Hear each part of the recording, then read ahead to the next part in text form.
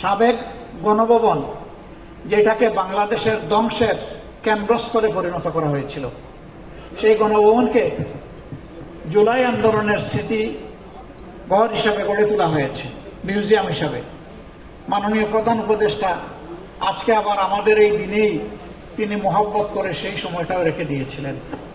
আমি তার কাছ থেকে এসকেপ করতে চেয়েছিলাম, তিনি কোনোভাবেই আমাকে স্পেয়ার করতে রাজি হননি, যার কারণে আমি বাধ্য হয়ে সেখানে চলে গিয়েছিলাম এবং ডেকোরাম ভায়োলেট করে, আদবের খেলাফ করে ওনাকে ভিতরে রেখে আমি বাইরে হয়ে চলে এসেছি।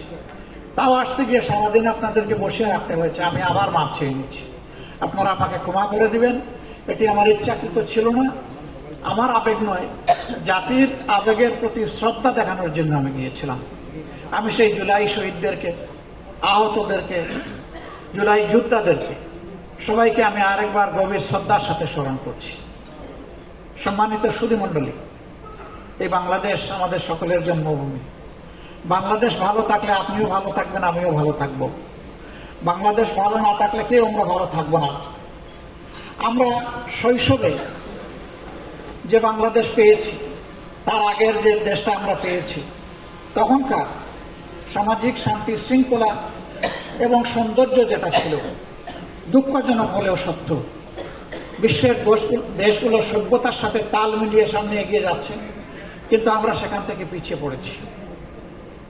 বিবেকের কাছে যদি প্রশ্ন করি, আমার সন্তান, আমার নাতি নাতনি, আপনার সন্তান, আপনার নাতি নাতনিকে কোন পরিবেশে রেখে আমরা দুনিয়া থেকে বিদায় নেব, আমাদের কাছে কোনো জবাব নাই। অতএব আরেকবার আমাদেরকে যুবক হয়ে লড়তে হবে ইনশাআল্লাহ। যুবকরা সভ্যতার পাল তুলে এবং হাওয়া ঘুরিয়ে দেয়।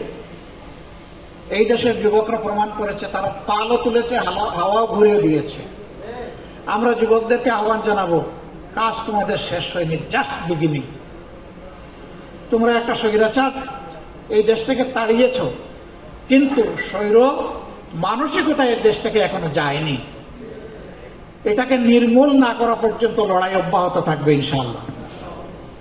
আর আমরাও তোমাদের সাথে থাকবো, পাশে থাকবো, পিছে নয়, একেবারে সাথে এবং পাশে।